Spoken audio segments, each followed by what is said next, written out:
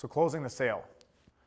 By this stage, we should have already completed a thorough needs analysis. Throughout the sales cycle, we've listened to buying signs. We've listened to how hard they're hitting us back. The funniest thing that I notice in sales is that the person that sits in the room, the VP of marketing, and nods their head to everything I say. And they're like, uh-huh, yeah. Tom and I always joke about it when somebody says, yeah, like 3 times to you, they really want you to leave. Oh, yeah, okay, that's great. And I walk out of there and think, wow, that was great. They didn't have any objections. The meeting was really smooth. I got in my car, I'm feeling good about it. I send a follow-up email and they never respond to me. And then I walk into a car dealer and they literally beat the hell out of me for 35 minutes, tell me I'm an idiot, newspapers for idiots. And that's the person that spends $12,000 a day later. They're sending buying signals. They're thinking about spending their personal money, therefore they're digging deeper. The people that agree with everything you say, many times are not even thinking about spending money. Many times they don't even have the ability to spend their company's money. They just want you to think they can. So we're listening for those buying signals, and then we're acting like a consultant. We're coming back to recommend. So the 7 steps for closing a sale. 1, we want to know our audience. 2, we want to prepare options. 3, we want to anticipate all objections. 4, we want to practice. Practice is a thing I'm really big on. The most uncomfortable thing you can do in all of sales is role playing with people in this room. Because the people sitting next to you right now know these numbers, the numbers about your media company, better than anybody you're going to talk with all week. So like I said, if I drop a line that says we reach 71% of the adults, in your mind you're like, wrong. It's actually 85%. But the client doesn't know that. And if I make that same mistake, I'm cool and composed and I realize it actually doesn't even change my argument. So it's good to practice with your peers. Present the solution, we'll talk about negotiating the solution, and then most importantly, outlining the agreement, making sure we have clear expectations with how we want to perform and how we want to structure a campaign. So, tips prior to closing, always partner with an ad director or manager for larger deals. Be a good partner. We want to set ourselves apart from other salespeople by constantly looking at ways to serve your customer better. Be a resource with the latest information. Show every day, even on the days you're not trying to close them, that you are the differentiator and that you're a resource to them, not a pesky salesperson to them. And they look forward when you walk in because you're giving them information about what's the latest digital tactic out there or what are the newest audience numbers for all 5 of the media competitors in town. And then be accessible. If they can't find you when they need you, they will look elsewhere. So step 1, knowing your audience. Know who you're meeting with. Who will you talk to, when, and about what? How do they like to see information? What do they care about? Think back to the lady at Indiana University in that example. You're going to run across those clients. There are clients out there. We all have internal customers.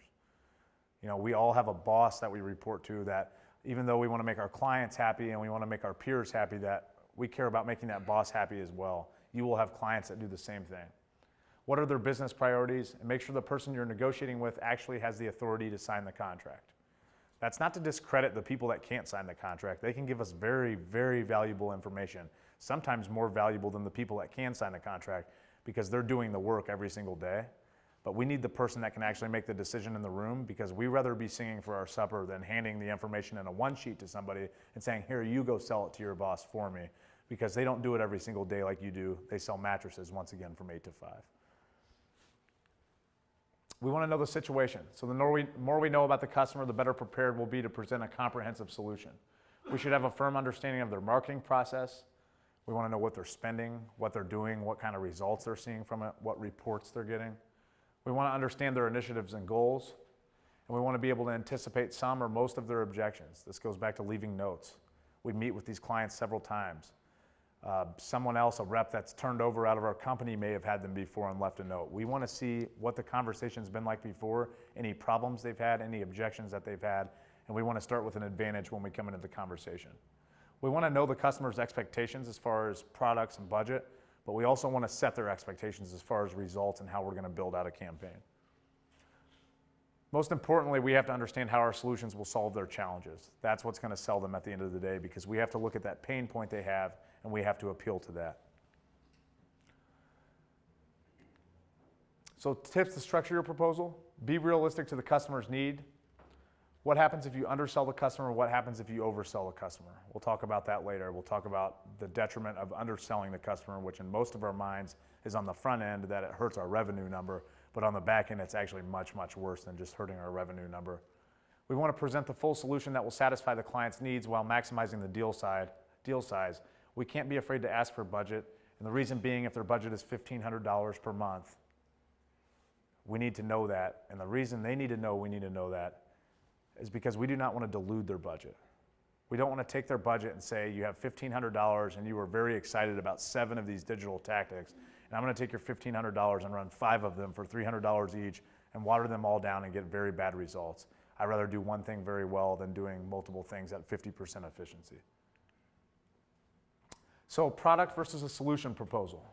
One to the left and one to the right. So we're selling 4 half-page ads, 50,000 impressions on our newspaper website, 50,000 impressions of audience extension for $5,060. And then we have the second one, which is an itemized solution proposal. Our goal, what we should be doing in this, just in case this gets passed on, we need to give Tom's value proposition that he's just talked about for 3 hours in every single one of these pieces. If it's 4 half-page ads, it's 4 half-page ads that reach 85% of the adult population in our market. If it's 50,000 impressions on one of our newspaper websites, we need to talk about how we're reaching the most affluent audience in the market, and we get 3 to 8 times the national average on click-through rates on engagement on those websites. If it's 50,000 impressions of audience extension, we need to talk about how they really want to reach 50 to 55-year-old women, and this is going to be the easiest way to do that. We need to give a value proposition and not let anything, especially a digital tactic, be viewed as a commodity. I think it's important to add here that what John's done here is called out the value of the product or the distribution network that he's chosen to present here, rather than putting a price on the item after you've built this presentation. So in the presentation, your summary should be less focused on how much it costs and more focused on why you chose the particular delivery vehicles and the audience segments you chose that solves their problem, because the price is secondary to the solution. And if you lead with itemizing the value, the price for each item, and you finish with sort of a good, better, best kind of thing, what you're clearly communicating there is you're selling them products. You're not doing that. You're planning a campaign that solves their problems, and you're explaining to them why you pick the elements. When you do that, it makes it much more difficult for the client to start peeling back certain items of the campaign to reduce the overall cost. Because when you peel something back off of the stuff on the right, John can tell you exactly what you're not going to be doing if you remove that. You're losing all this reach. You're losing this valuable, super highly engaged digital audience. Which one are you willing to lose to save yourself a few $100s? And we tend to go to price an item as if the product and the price, like a grocery store, matter. What we're really trying to do is sell them something that'll quench their thirst, rather than sell them a certain particular kind of, orange juice or water or something like that. Tell them why you picked it, and tell them why the pricing makes sense, and bundle it into one number rather than having everything itemized out. So step 3, we want to anticipate objections. Anticipate what your client's issue will be. What are their hot buttons? Who are we presenting to, and what are their likely objections? Is it costs? Is it the fact that they've done business with you in the past that it hasn't worked? Did they have a bad rep in the past?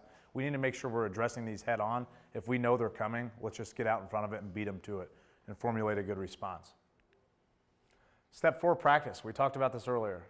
Be able to prove the value you're providing, including data. Tom gave you guys some really good slides today that I would immediately turn out to the market, and I would be walking out with every single one of them. And if I were going out to a new client, I would start talking about the value of the impressions. I wouldn't say I'm charging you $110 cost per 1,000 impression, but I would lead the conversation. We don't want to bring price up. We want to bring the value of it up. These are worth $110. Let me tell you why. Show them the math, walk them through everything on there.